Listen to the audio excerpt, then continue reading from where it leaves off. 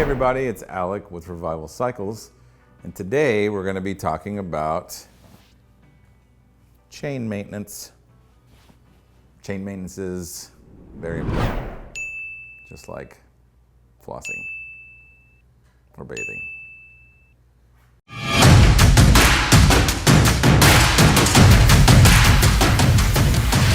Chain maintenance, or as I like to call it, chain maintenance, is, it's a motorcycle. It's extremely important, right? Everything is. They're dangerous. A few things to look out for. Obviously, if you just look down at your chain, you can tell usually if it looks terrible or not. Rusty, loose, all these things. So I'm going to show you, my way or how I usually check chains, clean them, tension them, look for any bad things that may be wrong with them, right? I will start off by saying, as usual, all bikes are different as far as, chain adjustment, how much slack you want in it. Dirt bikes, street bikes, hardtail bikes, they're all different, right? Check your manual. In this bike in particular, if you lift up the seat, it's got how much slack this bike wants, specifically for a chain adjustment. So those are things to look out for because it's very important. You don't want it too loose and you don't want it too tight. If it's too tight, you can ruin transmissions, you can ruin sprockets, you can ruin many things and the chain. So just bear in mind that the right adjustment is crucial and as important. Visually, if you notice there's a lot of rust on it, a lot of bad spots. In general, if it's rusty, you're gonna want to replace it. You don't want to sit there and try to clean rust off. That's just because you neglected the chain, or you're riding in the rain all the time and you neglected the chain. Who knows? But this one's going to be kind of a bad example, but I'll just kind of go over some of the things to look for as far as a worn chain or a bad chain. A lot of times you'll notice that if the chain's gone bad or it's stretched out and it's just too loose, you'll actually be able to grab the chain back here and pull it pretty far out from the sprocket. This one's good. It's a new chain, but sometimes you'll see you can grab them and pull them out and you can actually see like light through them. At that point, they're so stretched out and so worn out that they just need to be replaced. Another thing to notice is if you take the chain off and you can't move some of the links, they're stuck, they're seized. Bad chain, because then there are kinks in it and it won't be able to roll right. Then of course sprockets, right? You'll be able to notice that chains will wear out sprockets. They wear out together sometimes more prematurely depending on how they're adjusted. But sprockets, you want a nice even tooth on the front and the rear. Sometimes you'll see them, they'll start to curve or they'll look like shark fins. You know that it's time to replace those and they're worn out. So chains. There are different kinds, but the two, most common kinds, there's the standard chain, right? And then there's, on a lot of modern bikes, they have what they call O-ring chains. You probably have heard of them, you know what it is. But essentially, between the links, they have O-rings. And what those do is they keep the lubricant inside the chain, because that's where you want it. You want it on all those rollers. So with those, you need to be careful what you clean them with, right? You can't use any harsh solvents or chemicals like that because it will eat those O-rings up, destroy them, and then you have a loose, crazy chain and nothing's working right. So it's always safe to use a proper chain cleaner that's good for O-ring chains and things with rubber in them, because you can still use those on your regular chains, right? It's not gonna harm anything. So yes, proper chain cleaner and proper chain lube is key. Now, of course, you can use a rag and all these things, but these chain brushes are so inexpensive, they're so cheap. You might as well use the proper tool, especially since you're gonna be moving the wheel around. You don't wanna get your rag stuck, you don't wanna get your finger stuck in there. So it's best to use, that's what they're made for, right? Right tool for the right job. So chain brush, lube, cleaner, some rags to keep your hands clean. You don't have to have a stand, but it makes things so much easier. You can get that rear wheel off the ground and you can move it. That way you don't have to keep pushing the bike forward and chasing it down, which we've all done. It's totally fine, but investing in a good stand is a good idea. All right, chain cleaner. Let's clean these chains. All right, let's clean this damn chain.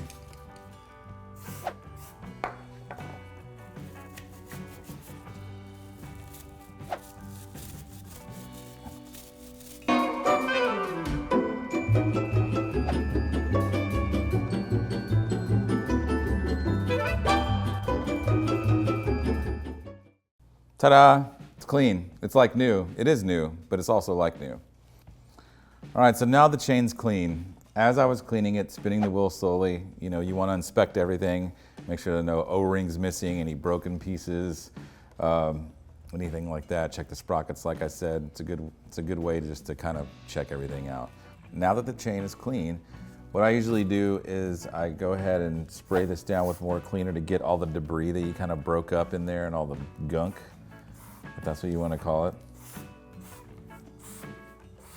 So once you've gotten all the loose garbage, debris off of it, then you want to make sure you dry it well before you add the lubricant. You want it dry. Ooh, I'm getting stuff coming off of it. All right. It is clean, it is dry. Now it's time to lube this puppy. There are different kinds of chain lubes. There's wax. It doesn't sling around as much, so it pretty much stays on the chain. There's chain oils for O-rings. There's chain oils for normal chains, just like on your vintage bike. So just figure out what you're working with and use what works best for you. And this one's getting all-weather chain lube that's safe for O-ring chains. Shake it up. Thing I do is I spray before the sprocket, turning the wheel forward. That way, whenever you lube it up, the sprocket actually pushes the oil outward to kind of penetrate through all the rollers and stuff.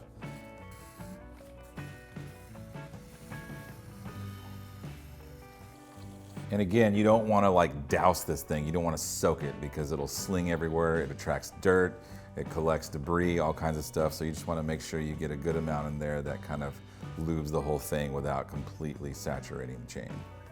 All right, we've cleaned the chain, we've lubed the chain, we've inspected everything chain related. Now it's time to check the adjustment on the chain, check the slack on the chain. As I said before, all bikes are different. Whether you got a street bike, dirt bike, hardtail bike, they all want something different. This bike in particular has what it wants under the seat. Sometimes there's a sticker on the swing arm that lets you know how much slack you need. So it's pretty easy to find. Just do a little Googling or look on your bike. Don't forget that it's important to check the chain tension under load, right? So you want it on the ground, preferably with somebody sitting on the bike, preferably with you sitting on the bike, or somebody that weighs close to what you weigh. But anyways, for demonstration purposes, it's gonna be on the stand, but you get the idea. So this bike in particular wants basically a 1/4 inch of travel, right? I'm using my caliper. You can use tape measure, whatever you feel comfortable with. Ooh. This bike actually has probably twice as much slack as it needs. So I'm gonna start by loosening the rear axle. You don't have to completely take this thing out, take the nut off, but just loosen it enough to where you can actually move the axle with the adjusters back and forth. That should be fine. These adjusters are here. That's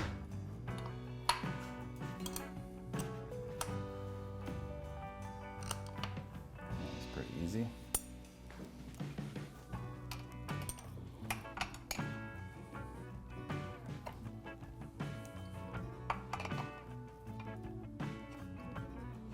So important to know, you want to adjust these evenly because it essentially affects your chain driveline, right?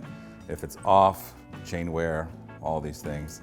So they basically got to go up together, and then once you're all done and tight, I'll show you how to check the chain line, or just to remind you that you got to check your chain line from your front and rear sprockets so it's even. On this one, we'll go basically half a turn. That might be too much, but it'll be all right. Half a turn. See where you're at. See, that's way too tight. It's actually not way too tight. We'll go 1/4 of a turn back in on both sides.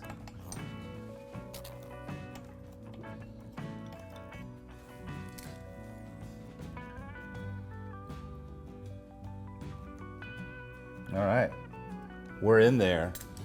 So as I said, make sure once you've done that, that your chain line is still straight. You don't want it crooked, you don't want it off to one side or the other. It's gotta be straight from one sprocket to another. Then, a lot of times what happens is when you tighten your axle, it actually gets tighter, so keep that in mind whenever you're putting the right amount of slack in it. You might have to do it a couple times to get it right. And of course, there's a torque spec for everything, which is also in your manual. Made that adjustment, check this again. Man, we good. We where we want to be. All right, like I said, make sure that your chain alignment is right. Sometimes you'll go to do this on a bike that you just bought or something, and the chain alignment is totally off. So what you're gonna wanna keep in mind is, at that point, you're not starting with even chain tensioners, right? You're starting off with something that's a little crooked. So it's a good balance between getting them right, getting the chain straight, and then getting the tension right. I just showed you how to get the tension right. From there, you can kind of work back and forth to see where you need to be.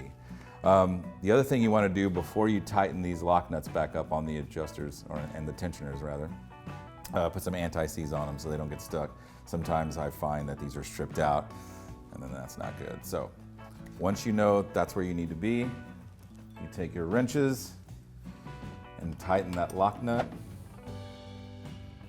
so it will not move. Make sure you hold this one right, otherwise you're gonna mess up the tension you just did, the adjustment you just did. 1,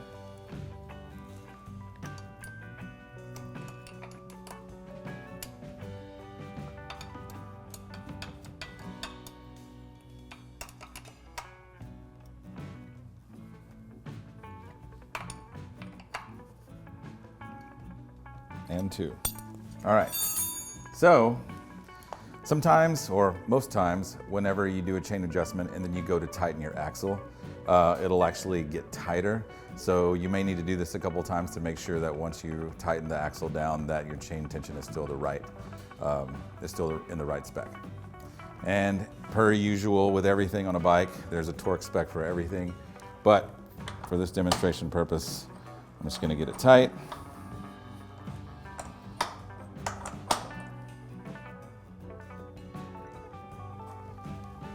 Once you've done that, double check your tension.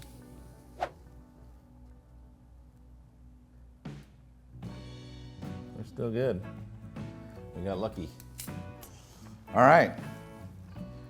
We just cleaned, lubed, inspected, and adjusted our chain. It's not that hard.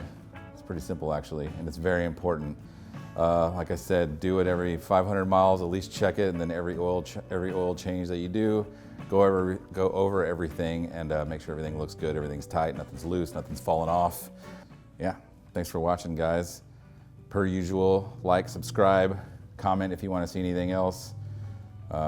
Yeah, chains. Thanks. Now's the time of video where most people ask for money or donations or whatever. I'm not gonna ask you for that.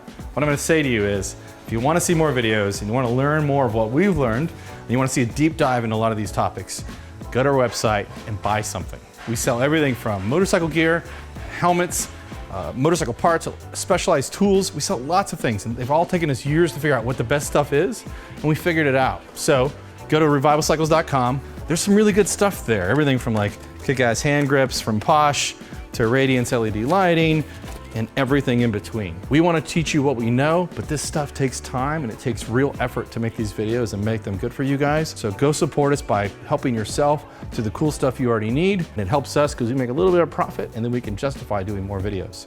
Thanks for your support.